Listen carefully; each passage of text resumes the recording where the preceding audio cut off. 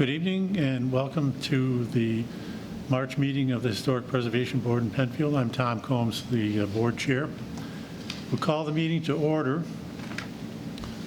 Our first item is approval of the minutes, which go back to November of last year. We don't have a chance to take a look at them. Were there any comments, questions, corrections? Okay, then I need a motion. Make a motion to approve. And a second? I second. All in favor? Okay, the minutes are approved. We have some introductions tonight. We have three new board members, but only one is here tonight, and that is Paul Lampe. Is it Lampe? Lampe, yeah. Lampe. If you could just introduce yourself and tell us what you do, why you wanted to join the board. My name is Paul Lampe. I've been a resident for 22 years. I recently retired from the Rochester City School District, and so I'm looking for opportunities to get more involved in the community and fill my time that way. I'm a social studies teacher, a retired social studies teacher, and so the idea of being in historic preservation kind of excites me, so thank you. Very good. Well, welcome. Welcome. And we have our new board liaison, and that is Catherine Dean, who's here. Mm-hmm. Catherine, could you tell us about yourself? Yes. Hi, I'm Catherine Dean. I was newly appointed to the Penfield Town Council, the Penfield Town Board in January. And so, as Tom just said, I'm the new liaison to the board, to this committee. Been a 32-year resident of Penfield. I'm new to this particular committee, looking forward to being involved in it and learning more about it. And yeah, that's who I am. Okay. Thank you, Catherine. Okay, we have on the agenda tonight a certificate of appropriateness. Now, before we ask Brian Molino to come up, I just want to do a quick aside, and this I guess was going to be for all of our new board members, but it'll be for Paul. The house that we're going to be talking about tonight is in the historic district, and that's a district that north to south goes from Wayland Road, which includes the two houses on the north corners of Wayland, through the four corners all the way down to the end of Penfield, where Penfield butts into Parrington down there. And that was a district designated in 1987. So by definition, every house that's along the road in that distance technically is subject to the rules and requirements of designated properties. If we go back in time, well, one of the rules that will come into play tonight is that when you make a change, and Megan, correct my wordage if I get it wrong here, but if there's a repair or a replacement that's needed on a property, that you want to make it as close to original as possible, or if there's been a lot of changes over time, you may want to just match something that has been there for a long period of time. So that'll be part of the discussion on tonight. Over time, with this particular district, we've noticed, we certainly have recognized that all of these houses have changed. There's a lot of them that go back to the late 1800s. The roofs aren't going to be the same for sure. The windows aren't the same, and the siding isn't the same, and they've been added to. And we, over time, have not felt like we were dealing with structures that individually had been designated as historical or important to the history of Penfield. So for many years, and this goes back even before Mira and I, the old timers here on the board, so it goes back probably to 87, when changes were going to be made. This board focused on the construction, the color, the fit with the neighbors in the community, and we didn't ignore the requirements of designated properties, but we knew that we had to make some concessions along the way.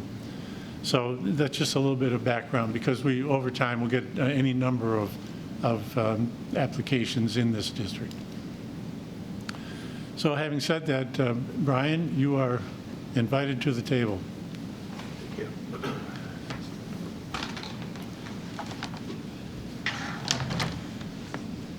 And this is Brian Molina, who's here on behalf of the owners, the Marin family, is that right? Yes, correct, yep. All right, thank you. My name's Brian Molino. I'm the general manager of the Northside Company in Fairport, New York. We're an exterior construction remodeling company. We've been around for just under 40 years. Do tons of work in the area. This particular property falls within the preservation district. So the proposal, which I have a copy if you guys want a piece of it, kind of outlines exactly what our proposal is. I have some images of the existing structure so you can kind of see the aesthetics of it. And then I have a 3D rendering on page 4 of what the proposal is going to be. So I could pass this around if you want, if anybody wants to see it. Essentially, Shannon, are those the same It's the pictures? same as what's Okay. on the screen, I believe. Okay. So- Yep, there we go. Okay. So essentially all of the existing, so right now the house has cedar siding on it, wood cedar trim. It's been painted 100 times. The owner is trying to make this more maintenance-free. They're getting woodpecker damage. They're getting bug infestation. There's deterioration. They want to make this a more efficient structure. So it's a very standard installation that we're proposing, and we're going to be maintaining all of the existing decorative elements that are currently on the house. So the body of the house will get vinyl siding. The color they selected is spruce. Okay. The trim, so all of the corner trim, the horizontal trim, the window trim, soffits, fascia, all the overhangs and such that are currently that beigey color are going to be this bone color. All right. Those are really the only two color elements that will change. The front porch structure, which is unique, is going to remain exactly as it is. We're not going to be touching the front porch at all, so that'll all remain in a paint grade state. And then if you notice the gable elements at the peaks there, they have those pretty decorative gable elements. We're going to be working with the homeowner to pick out something similar to that. There are some limitations in terms of what is in production for those, but there will be some level of decorative element that's going to go up there to give it that existing character. And that's a decision that's yet to be made by them. Yeah, pretty straightforward. The installation is a standard installation. There's going to be a half-inch rigid foam board that'll be installed over the body of the house. Has an integrated vapor barrier. All the seams get taped around the windows, so everything's going to be nice and tight. The windows and doors will be trimmed in aluminum, this color here, bone, to receive the siding at its termination points. So the siding's going to drop into a flashed window and door trim. The face of the exposure, the casement portion, typical is about 3.5 inches wide, so it'll be continuous with what you see there. Corner posts will also be bone colored, normally 4-inch face on each side. The horizontal frieze board that runs between the second story and the gable, again, will be bone. Everything is weather tight, sealed around the windows, sealed around all of the doors. All of the overhang soffits are going to get a combination of vented and non-vented vinyl soffit material, which will also be this bone color. We do some calculations to determine the appropriate amount of intake ventilation to service the attic structure, so additional soffit ventilation will be cut in so that they have the appropriate amount of intake air. And the aesthetic overhangs on the gables, those will just be solid soffit material. So our goal is to maintain the look of the house, maintain its integrity, take away the maintenance aspect of it. So there's nothing unusual about siding this structure that I can see. All right. Ryan, can you tell if those, the clapboard that's on there, is that, you said it was cedar? It's a little unusual, I think, for horizontal. It's, That's pretty typical for what we see at a house of that age. They're just it's just a cedar plank, you know? Can you tell if that's original to the house? It most likely is original, yeah. I'd have to peel back a layer to see if there's anything abandoned behind there, but by the way the windows are set, I would highly doubt that there's anything else behind there. Probably some plank sheathing. A lot of times they use that rigid clapboard siding as kind of like a structural element to tie everything together. We're not going to be taking that off. We're going to be boarding over the top of that, which is definitely the way to go to maintain the structural integrity, plus the way the windows are installed.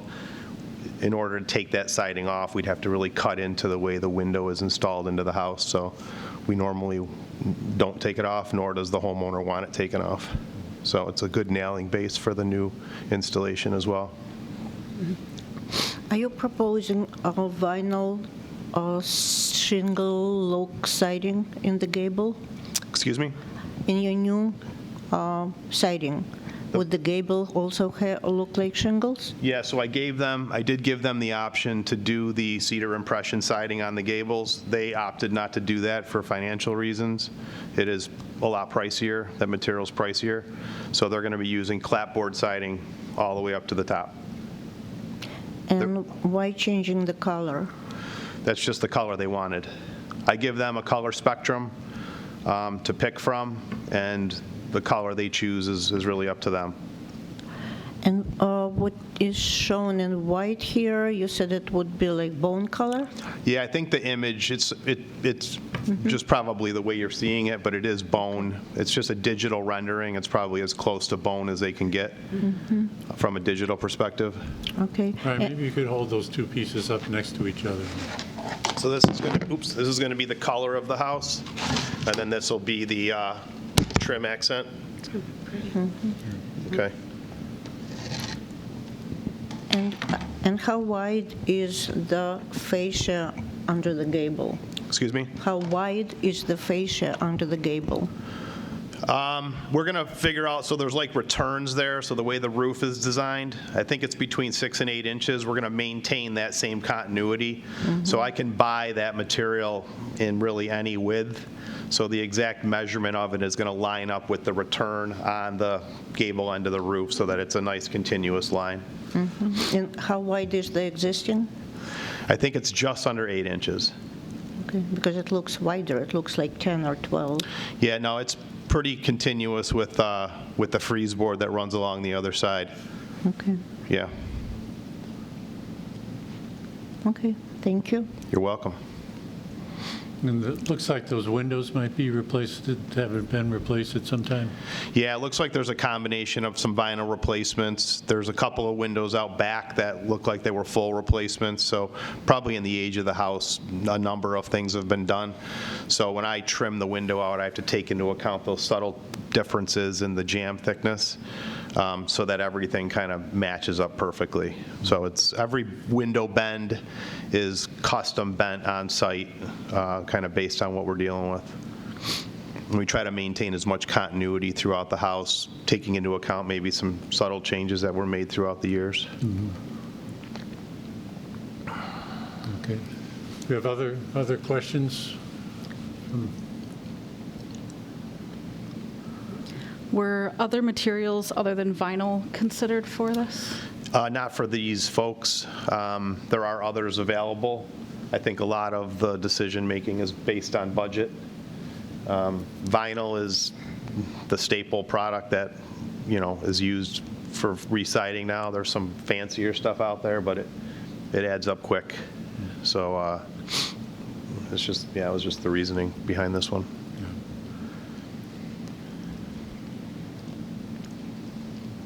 Concerns, comments? I guess I do have a concern about this. I think the vinyl siding is not necessarily appropriate when we're talking about historic buildings, especially one like this that has the original wood siding on it still. So I do have concerns about covering everything with vinyl. It really takes away from the historic character and I think kind of the purpose of a designation. I guess I'm also concerned, vinyl siding aside, it seems like the vinyl siding will be wider than the wood clapboard that's there is, so that kind of changes the appearance as well. And then not trying to replicate the shingle in the gable, I think, is problematic as well. It's a character-defining feature. And then I'm not quite sure I understand why the little decorative piece up in the gable has to be removed as part of this project. I think,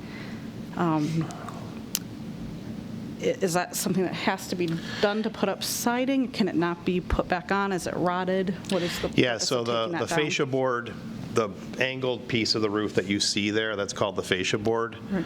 I have to be able to bend metal to wrap around it to cap it.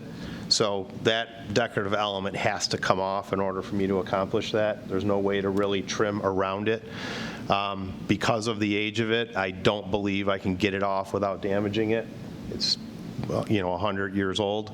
So they do have elements like that that are that ornate, that are made of either vinyl or a product called Fipon that are designed to kind of give you that back in a maintenance-free, rigid product.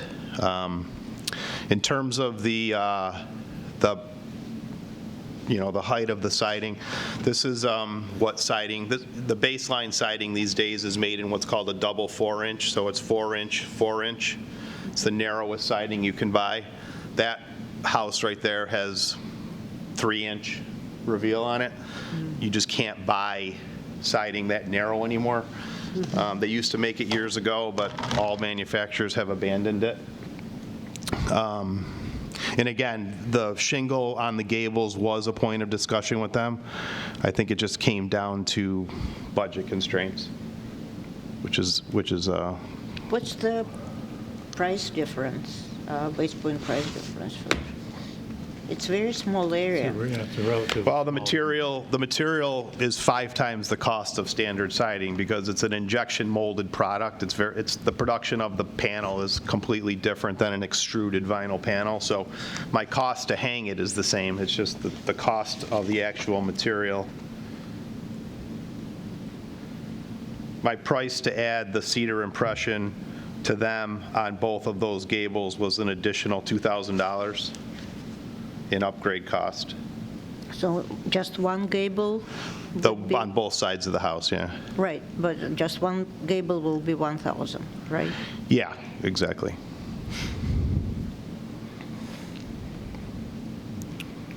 I think it's important to keep it there. In terms of downgrading the look of a house, most of the houses in this run have already been vinyl sided.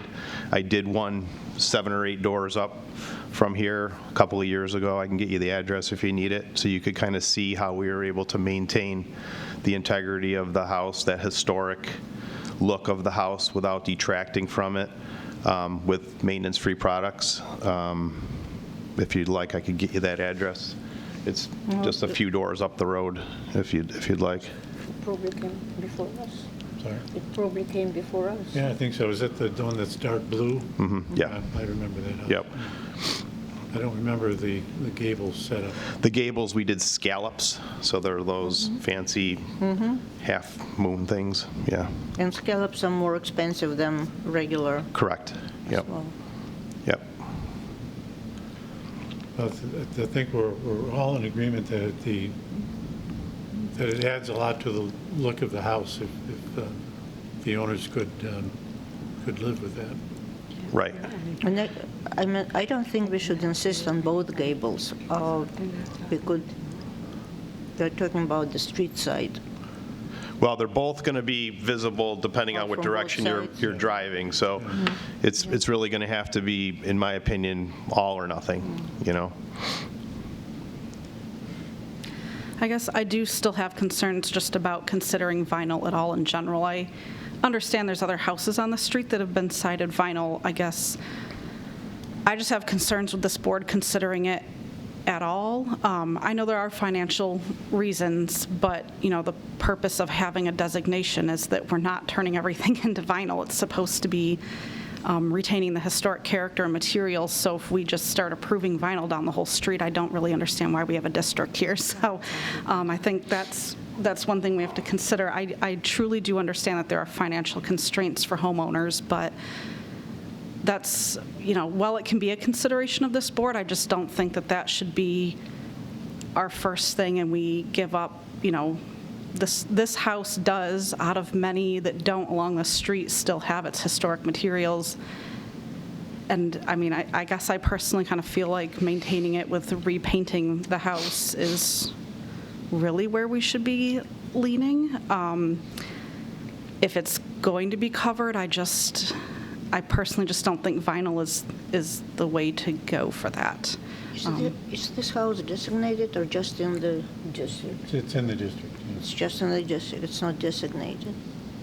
So I guess I have a question for you, Shannon, then. With a district versus designation, what is the purpose of the district if we're saying it's not designated? Yeah, so there, according to the town code, there is no separation in requirements for individually designated properties versus properties in a district. So the board is supposed to apply the same standards to either. I understand that the discussion kind of falls back to what's the historical value.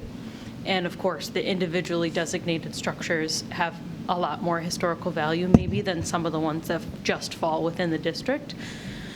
But this district has 120 plus properties in it.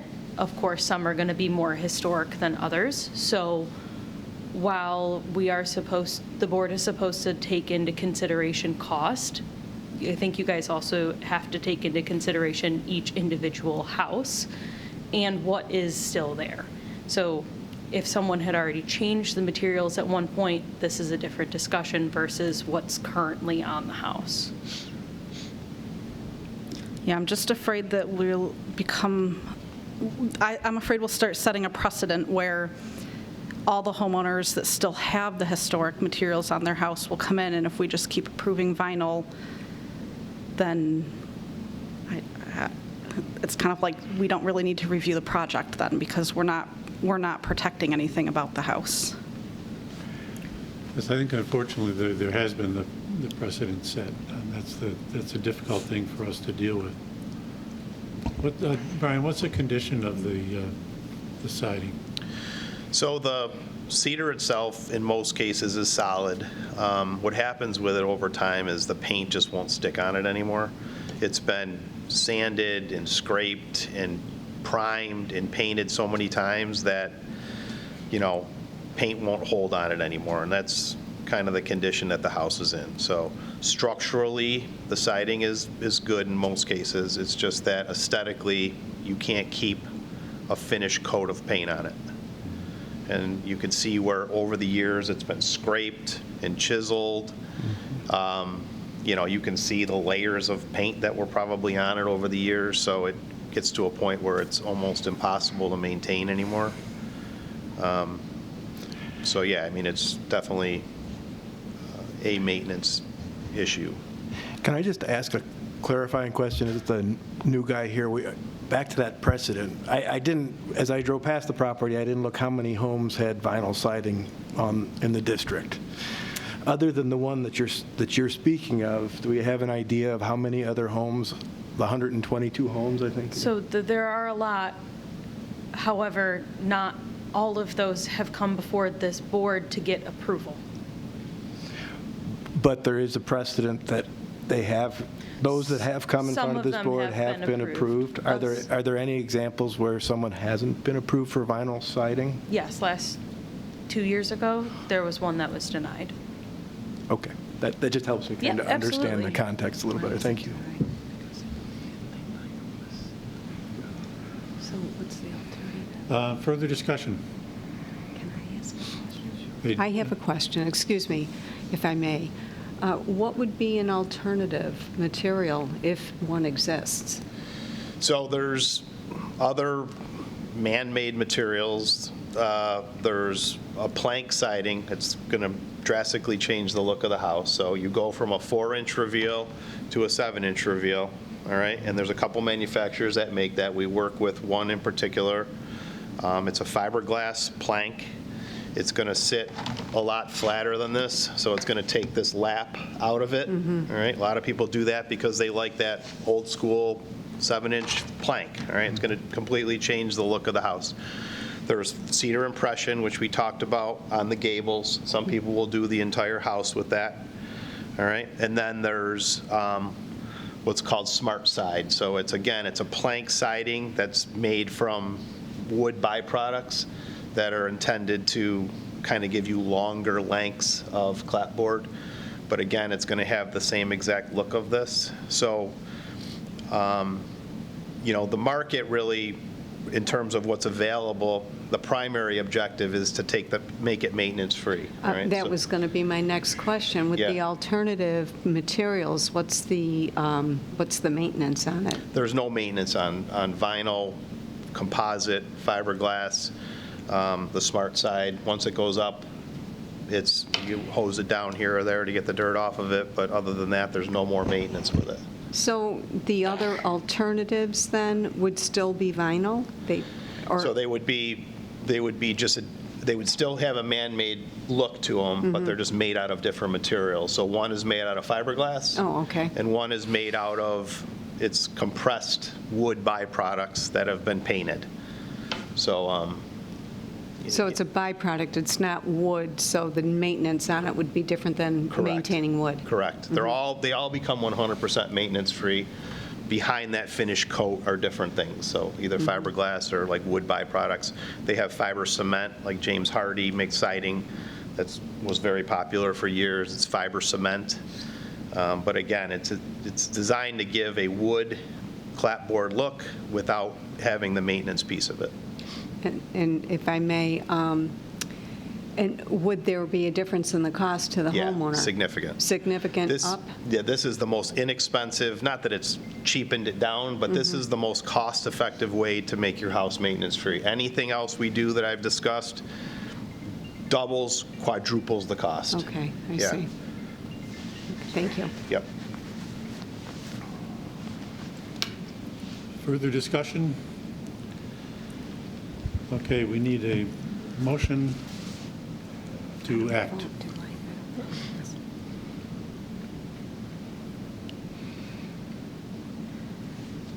I don't know if the rest of the board will agree, but I guess I would then make the motion to deny this, just based on, I don't think that vinyl products are appropriate in this case. Do you have a product you would like to suggest? Painting what's there. I'm sorry? Repainting what's there. I've seen many, many, many historic homes that have been painted a lot, and it's possible.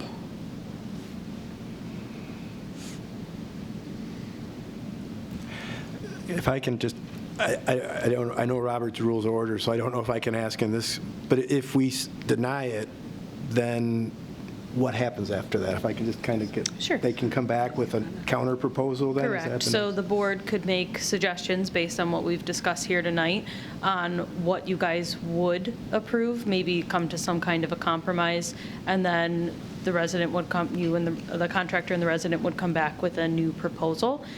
Or the other option is that they can appeal this decision and go to the zoning board for a second opinion, basically. Okay, thanks. I will second the motion to deny. Okay. Okay, I would Microphone. accept the motion.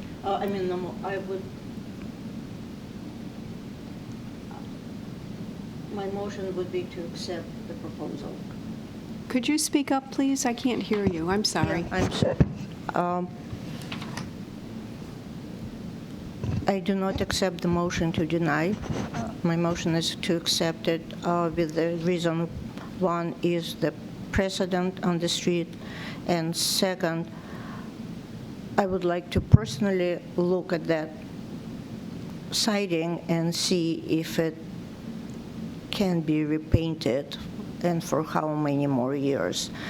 Because that siding used to be painted with oil paint.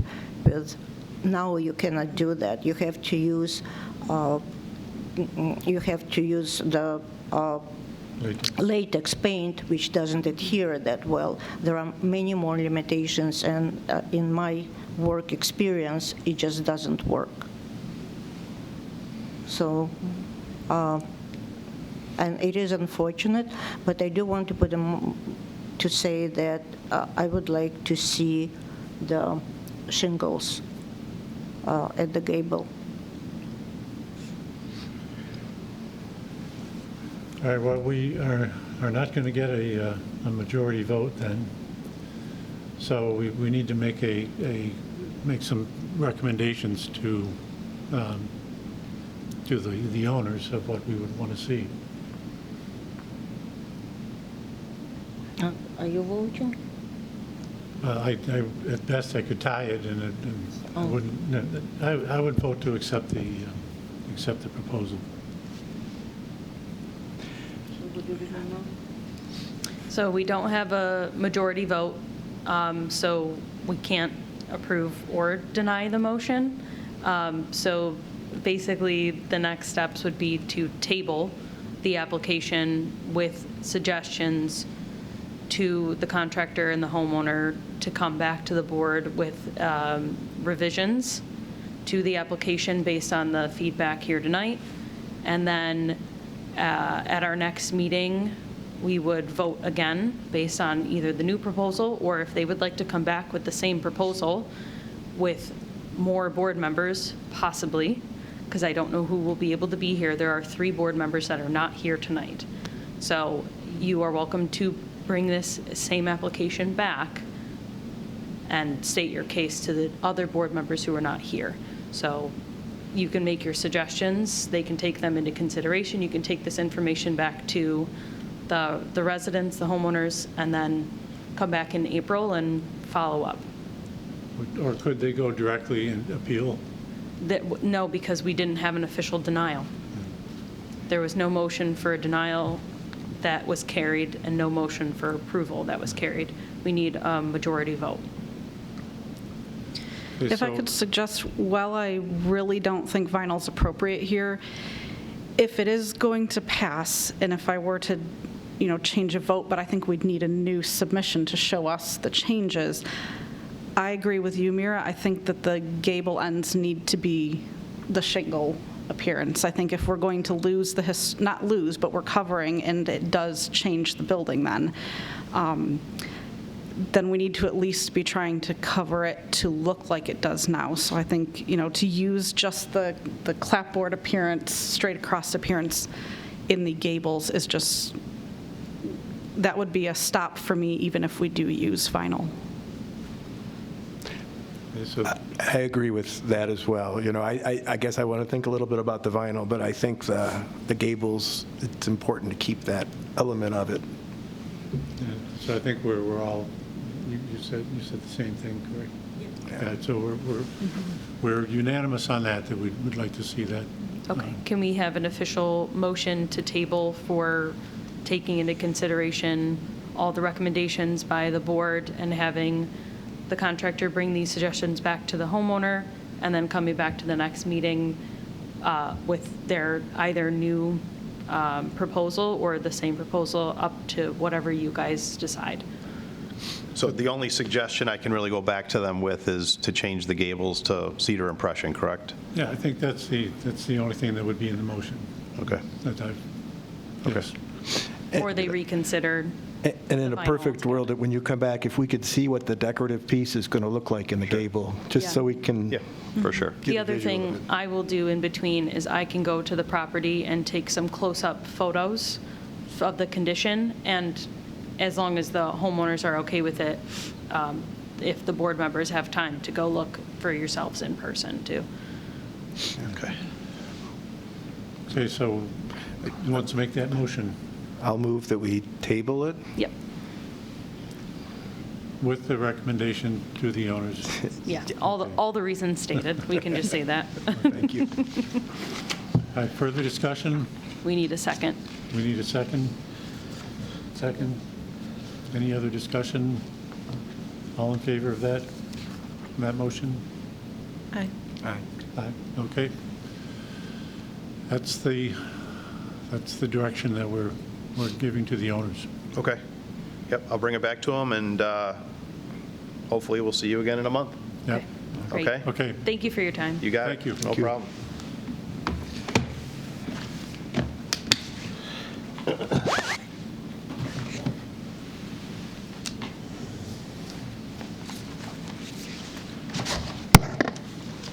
All right, take care. Thank Thank you. you. All right, we have a few informational items to go through here. I'll turn it over to Shannon. Sure. So as we've done in years past, we like to do kind of a summary of everything that the board did in 2025. So we have in our new 2026 some changes to board members, changes to town board liaison, and then, let's see, let me run through this real quick. We do have a full board. We have a full board of 7 people. We have 3 new board members that we discussed at the beginning of the meeting. Last year, Steve Golding stepped down from his board position after 10 years, and Mike Picciotto passed away in May of last year. He served on the board for more than 20 years. Let's see, what else? We had 8 total meetings in 2025. And the big thing that we did was roll out a newly revised certificate of appropriateness application that includes clear and descriptive questions, instruction for board review process, and a fillable PDF to make it more user-friendly for residents and contractors. That has been working pretty well so far. I think it's giving everyone more information and having the people who are filling out the application a little more thought, making them think through the application a little bit more and have more thoughtful answers to give the board more information. The board awarded 9 certificates of appropriateness for a variety of projects occurring at historically designated properties in Penfield. And the board has continuously been working on providing information and suggestions for the Clark House Lodge event space. The board worked with the town board, town staff, Collier's Engineering, oversaw and revised certificates of appropriateness for the new addition and for the rehabilitation of the 1832 portion of the house. That project is ongoing, and the board will continue to be involved as necessary. Thank you. Did I miss anything? I don't think so. No? Okay. I think not. And goals for 2026. Something that we've talked about in the past, but kind of had a bit of a standstill, is working on the historical marker sign restoration. There's historical markers, those blue signs all around town. Some of them are in pretty good condition, others are chipping and faded. So that's something that we've been wanting to look into to get those painted, sealed, and just in better condition. We're going to be continuing to host events here and there, giving out the Jeff Crane Award for excellence in historic preservation. Something that we've talked about at previous meetings, so I won't go into it in too much detail, is seeking out a new historic resources survey for the town to reorganize our existing historic districts, identify new districts and new individual properties that should be designated. So that's something that would kind of give us a good basis to overhaul the districts, the setup of historic preservation in Penfield, and to rewrite our code. So that's something that we'll be looking into again in 2026. As usual, we always are looking for new ways to create incentives for homeowners and business owners with historic properties, continue to educate residents, and encourage community engagement. And as I mentioned, continue to advise on the Clark House project, as well as the Clark Road barn. Shannon, can we go back all the way to the first one? Sure. The historical markers. That's a favorite of mine. Yes. Because I pass by a rusty one almost every day. And I don't know why, I mean, it can't be that expensive to have these signs redone. Some of them aren't even the towns. They belong to the county. Is that right, Kathy? The ones about the Denonville Trail, The blue county- ones yep, are- county put up. But the ones that are around the Four Corners and stuff, we put them up, I think, in '85 for the, what number would that have been? 175th? Some of them might have been put up in 1960 as well. Yeah, that was the sesquicentennial. I worked on one that was put in 95 for 96. The one that's in near Four Corners. But it can't be that big of a task. If we could assign that to somebody, it can't be that expensive. Yeah, I think the holdup was figuring out who does it and making sure that it's done properly. Of course. Yes. Do we know where are the signs that are there, maybe Kathy, you know this, were they originally done through the Pomeroy Foundation? I don't think any of them were done through No. Pomeroy, because they're all older than when they were. Okay, that's what I was wondering when you said the dates, but I still kind of wonder, I don't know for sure, and I'm happy to look into this. I'm wondering if the Pomeroy Foundation gives grants, they give grants to put up those signs. I wonder if they give grants to do maintain them? maintenance work on it, and if they aren't original Pomeroy, I don't know if that would be a requirement if they do, but I'd be happy to look into that as well, because if it's, I agree with you, Tom, I can't imagine that would be too expensive to do, think but so. if it There's would also- help. There's a grant. company, Catskill Castings, which they're incredibly expensive if you buy markers through them, but they might have information on how to repaint them or the best method to do it. Yeah, there are a few sign makers that I know of who also do restoration of signs, so maybe we could, I don't know if the town would want like quotes for that or something. Yeah, but- I mean, any information you can provide me would be great. I think our holdup was a past board member thought it could possibly be like an Eagle Scout project. That fell through for some reason. They were unable to do, I can't remember, do you remember exactly Well, yeah, why? that was my suggestion, actually. And, Oh, okay. I think the issue was insurance. Oh, Because sure. we wanted to have, I mean, in the type of activity that the boys have to do to get their Eagle Scout Okay. badge, they have to be personally involved. They can't just kind of manage it and say, you do that and you do that. They have to be involved. Okay. And there wasn't enough of that. They couldn't use the tools and be insured by the town. Okay, and then I think after that, we didn't know what direction to go in, and then I think it fell off our radar a little bit with all the Clark House stuff. So any information you can provide me would be great, and then I can bring that, I can kind of review that information with staff, and we can present something to the town supervisor and then the town board. Okay. That'd be great. I'm always looking out for grants, so if that would help with it, then. Yes, hey. definitely. Well, good. Then next year, that'll be on the prior year review. There we go. And I had a question about Jeff Crane Award. In years past, we tried to coordinate doing that in May with the National Historic Preservation Month. Sure. Is that a possibility, or is that coming up too soon? I have one or two in mind that we can discuss offline after the meeting in a quick executive session to kind of see what the board thinks, but I don't see why not, as long as it's a unanimous decision and as long as I can give them notice. I don't see why we can't put that together in 2 months. Yep. Yeah. I think that's a great idea to do it during Historic Preservation Appreciation Month. That would be awesome. Good. Okay, Clark House update. Yeah, so if anyone has driven by the Clark House in the last few months, there's been a lot of changes, a lot of progress. So the new lodge event space is going up pretty quickly. The restoration, or the rehabilitation, excuse me, of the 1832 portion of the house has been going very well. Right now, I believe that we are just about finished on the exterior, working on the interior of the building, and everything's going according to schedule. The board will be able to take a walk through and look at the process in just a few weeks. Yeah, I commented before, I think the house, the old house itself looks very sturdy. Just looking at it, it looks so much better. But I did have one question. When we did our review, going back a couple of years now, I thought we had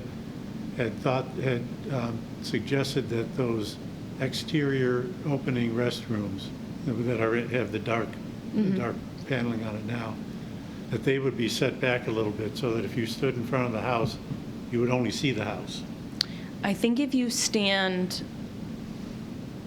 on Clark Road, then you shouldn't be able to really see it. Maybe a little Well, bit. they do protrude. They do, So but if I you're- think like the angle of the hill, because everything's raised up, I think that the angle will mostly, you won't see it too much. I think that was the intent, for sure. Yeah, it's Absolutely. disappointing because I thought it protruded farther I than think we that talked. when we talked about it, we used the word recessed. That's why the dark color was chosen, not that it would be physically recessed Yeah. back, is that the dark color would give the illusion of it being Well, recessed. yes, we definitely wanted the Sure. color to separate the two buildings, but, that's not how I remember. it. Yeah, I think there will be a minimal sight view Yeah. from Clark Road. But they are moving along, there's Yes. trucks in there every day working on the inside. Yes. Okay, the barn update, if there is anything to say Yes. about that, it's gone. So since we last met in November, the barn fell down. So the town is working to salvage as much of the barn as possible. And then a decision will be made on what to do with what is left based on how much is salvageable. But as much as possible will be saved. Yeah. Well, it's pretty much all, I don't know what they've done with it, but there's really nothing left. They filled in the hole, Yeah. and there's not much there. I have made a suggestion, for what it's worth, a couple of times to people in the town, that there were a lot of those beams that would not be saved, you couldn't reuse them, they were too far gone, but they could have been milled and saved the inside of them. And my suggestion was, give that wood to Penfield guys who are woodworkers and have them make some benches out of the wood from the barn. You could put a little plaque on it and put the benches on the patio of the. Yeah, that's a but great it was, idea. that no one jumped on my suggestion. I imagine they sold a lot of that wood. There's a pretty good market for barn wood, believe it or not, for Well, people, because you can yes, get some there pretty is. solid, like you said, mill it down and use it, so. Yeah. I can bring that suggestion to the supervisor, though. I don't, things have changed now that the barn fell down. Yeah, So now well- we have to work with what we got instead of the original plan. So I can bring that suggestion to the Well, supervisor. I'd be interested to know, because I was on that barn committee. Yep. I'd be interested to know how much they saved. Yeah, I don't think we know quite yet. Yeah. Yeah. But I can keep you guys posted. Okay, Department of State Training. Yes, so this is just something, it's an online training for historic preservation boards and committees. It's all online, and it's got just a questionnaire, and then it has videos and information for the board members. I would like it if everyone could take a little time to do it. It's about an hour and a half. Just as a refresher, and especially for the new board members, to get acquainted with the laws, the New York State laws, the state laws for historic preservation, where all of these rules came from, and then how that applies to local boards. So it's a really good refresher for everyone. I did it just to make sure that it was something that would be useful to everyone, and even I needed a refresher on some things after not being, overly involved in it for a few years. So I will send that to everyone by email, and if you just have time in the next couple of months, there's no rush on it, but I think it's a great refresher for everyone and just something to keep in mind when reviewing applications. Very good. And I would also make a suggestion that, and for the new members, so Paul, you're the only one tonight, to visit Kathy if you're still over in the history room. There's a lot of very interesting things in there. I want to mention that there is a preservation conference in April, from April 15th, I believe, to 18th. Unfortunately, I cannot go. I will be away, but maybe someone is interested. And it used to be that Penfield had a budget for things like that. So the board has a budget for trainings and things, absolutely, yeah. Yeah, so maybe someone is interested to go. And I'd say Where is it?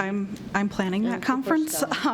And so there is, on the first day of the conference, a certified local government training, which is really geared towards municipalities that are CLGs. Penfield is not. I know Shannon had mentioned trying to bring one here, make Penfield one, which would be awesome.